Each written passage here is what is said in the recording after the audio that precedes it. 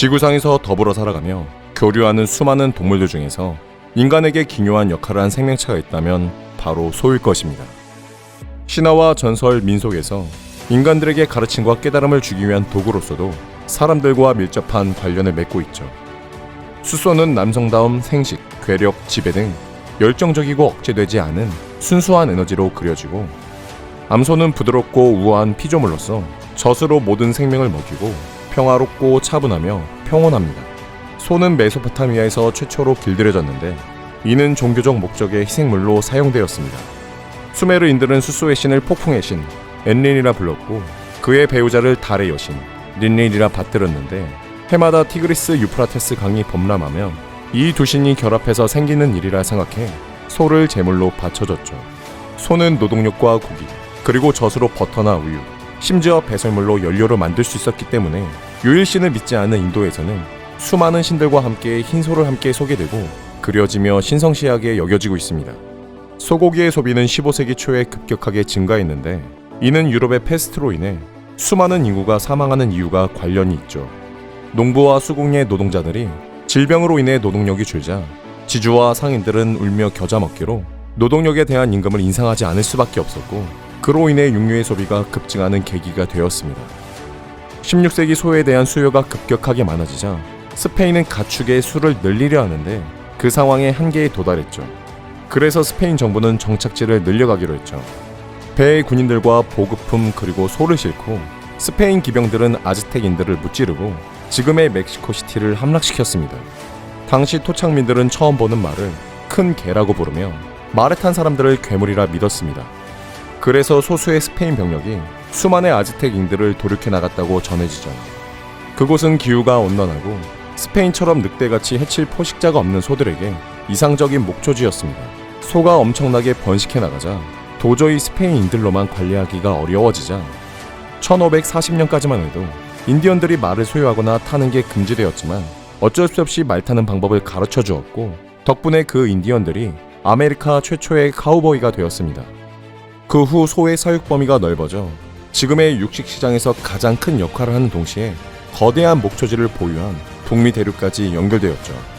그 당시의 사람들은 하루 세끼 식사를 모두 소고기로 먹었으며 종종 말리기 위해 소고기 몸통을 말뚝에 널어놓았는데, 지나가던 이들이 한 덩이씩 베어가도 뭐라 하지 않을 정도로 여유가 넘쳤다고 하죠. 하지만 토착으로 살아가던 버팔로들은 사육하기 용이하고 편한 소를 키우기 위해 대량으로 학살되었는데, 그 사냥을 맡은 1873년 미 육군 도지대령은 이렇게 얘기했습니다. 수많은 버팔로들이 다니던 곳은 사방에 시체가 널브러져 있고 대기에는 메스꺼운 냄새가 코를 찌르며 동물들이 가득하던 광대한 평원은 생명이 볼 수 없는 적막한 불모지로 변해 있다 라고 400만 마리 이상의 버팔로가 사냥되었다고 하죠. 공급이 원활해지자 점점 소비자들은 지방이 촘촘히 박힌 깊은 맛의 소고기를 원하기 시작했습니다. 그래서 목초에서 풀을 뜯는 방식에서 벗어나 미 오하이오주 분지 지형과 비옥한 토질, 적당한 기후로 옥수수 재배의 최상의 조건이었습니다.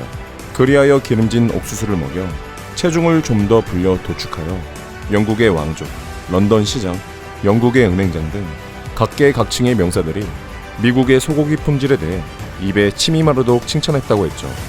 하지만 과도한 동물성 지방 섭취로 인해 심장병과 암, 당뇨 같은 통요의 질병의 발병률이 높아져 미 공중위생국장 보고서에 의하면 1987년에 사망한 210만 명 중 가운데 150만 명의 사망 요인은 식습관과 관련이 있다고 하는데, 이는 포화지방과 콜레스테롤 수치와 연관이 무척 높습니다. 여기서 흥미로운 실험을 미국과 중국에서 함께 진행하였는데, 대부분의 사람들은 중국인들이 높은 지방질의 음식을 유독히 많이 섭취한다고 인식하고 있습니다. 실제로 중국인들은 미국인보다 20%나 많은 칼로리를 섭취하고 있었지만 비만율은 미국인들이 25%나 높았죠. 이러한 결과는 서구인들이 육류 단백질을 70%나 섭취하고 있고 30%는 채소를 섭취하는 반면 중국인들은 11% 정도 되는 육류 단백질을 섭취하고 있고 89%는 채소로 섭취한다는 연구 결과가 있었습니다. 아이러니하게도 부자들은 통요의 질병으로 죽어가는 한편 다른 쪽 지구에서는 생존에 필요한 영양을 섭취하지 못해 굶어 죽어가고 있죠. 수백만의 미국의 10대들은 비만으로 고민하며 시간과 돈을 쓰고 있는 한편, 한쪽은 성장장애, 기생충과 병원체 질병, 영양 부족으로 뇌기능의 저하 등으로 야해어가고 있습니다. 수십억이 넘는 소를 키우면서 토양을 짓밟고 식물을 모조리 먹어치우며 배설물로 인해 호수와 강, 개울을 오염시키면서 지구의 온난화와 전대륙의 사막화의 주범이 되고 있죠. 과거는 다양한 생물군이 있어 질병에 대한 대처 능력과 자정 능력이 있을 때와는 사뭇 다르게 현재는 종의 개체수가 현저히 줄어 소의 먹이로 특정 식물만 키우고 있기 때문에 만약 질병이 생겨 대체할 수 없는 상황이 생겨버리면 우리는 스스로 멸종에 한 발짝 다가갈 수밖에 없을 것입니다. 전 세계적으로 대략 8억 5천만 명의 사람들이 사막화로 위협을 받는 지역에서 살아가며 목축과 경작이 불가능한 땅에서 해마다 2,100km 정도의 사막화된 땅이 생기고 있죠. 그리고 아무리 써도 마를 것 같지 않던 지하수가 점점 고갈되어가 담수가 귀해지고 있죠. 소고기 10파운드를 생산하려면 4인 가족이 1년 내내 사용할 물량과 맞먹고 1000파운드의 황소 한 마리를 키우는 것은 구축함을 띄울 수 있는 정도의 담수가 필요하다고 합니다. 자연은 얼마나 풍요로운가. 나는 그저 자연에 베푸는 것을 손을 잡고 꿀꺽 삼키면 될 뿐이다. 꽃과 잎들을 야금야금 베어먹고 싶을 정도로 사랑스럽다. 우리는 생명의 재료를 정복해 빼앗아 먹고 생존하며 번성합니다. 자연을 섭취하는 행위는 삶의 풍요로움과 동시에 죽음으로 가득 차 있죠. 자연을 제압하는 힘은 흥분과 열정을 일으키지만 다른 한편으로는 혐오감과 반감을 일으키는 것도 사실입니다.